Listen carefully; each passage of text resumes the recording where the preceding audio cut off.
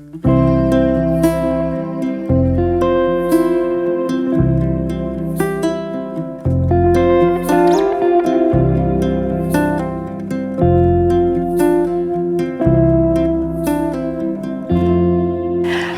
to Medlen School. I'm so happy that you want to hear about our wonderful schoolhouse that we're so proud of. The schoolhouse was built in 1886 and was a hewn log building. And it was used that way until about 1900 when they decided that it was too close to the river. So they moved it up to its present location. Somehow they just moved it, rolled it, however they did it in those days. And at the same time, they put clapboard siding on the outside and painted it white. And they also added a little anteroom to the front. They, at sometime a little later than that, the fireplace was in the center of the building. We know that because there's a repaired ceiling right in the middle of the schoolhouse. But sometime in the early part of the 20th century, they moved the fireplace over to the corner of the building, and we know that because there's a chimney outside of the schoolhouse. So it was used as a schoolhouse until 1953, when the Jefferson County schools were consolidated, and most of the children who were here went to the brand new West Jeff Elementary School. Some went to Parmalee Elementary School, and some went to Morrison. The building that is here, that is outside of this schoolhouse, is what we call a teacherage. I've heard mixed stories about whether a teacher actually ever stayed there, but we know for sure that it was used as the Medlen Library. We have electricity now. Of course, they didn't have electricity until around 1940. In 1938, the rural electric co-op the rural electrification was passed by Congress. This is one of my favorite stories that is about people that have made a difference because they applied to get electricity in the area and were turned down. And what the federal government demanded was that you had to have people who would pay for it. So a group of men went to all of the residents and got them to sign up. I never have heard exactly what that was, but they had to say, well, yes, I will pay whatever, $5 a month or whatever. So this group of men at their own expense went to Washington, D.C. and said, okay, we have those people that said that they're going to pay for it. Okay, now you can get electricity. And that is the reason that we have lights in the schoolhouse. Of course, originally they had just kerosene lamps. There are a lot of wonderful stories told about the classes here. Of course, the number of children here depended on about the residents. So there could be anywhere as up to, at one time there were even 35 children who were here. So it was used as a community building until 1992, and that's when, at that time it was owned by the homeowners, and at that time they deeded it over to the Jefferson County Historical Society, and I just happened to be president at that time, and that was also when the State Historic Fund was just started up, which was money that was generated by the gambling, and the profits from the gambling are designated to go to historical preservation. So we wrote a grant and got a $20,000 grant to restore the schoolhouse. And it took us about 3 years because we had mostly volunteer work. But the most fun thing for me was the way we fixed it up, because there was no foundation. It was sitting on rocks. And so we had to jack it up about 3 feet in the air, which was quite an undertaking. That was probably our biggest expense. And then built a foundation and put electric heat underneath the schoolhouse because we can't really use the chimney because it doesn't even touch the building. The other thing that was pretty exciting was that there are 6 windows.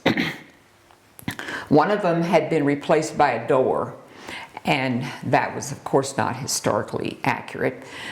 But as we were doing the restoration, Hank Alderfer, who was the project manager for this, found the original door in the teacherage, and we were so excited that we had the original door there. And so then we started program in 1998, and we have been doing program for children ever since then.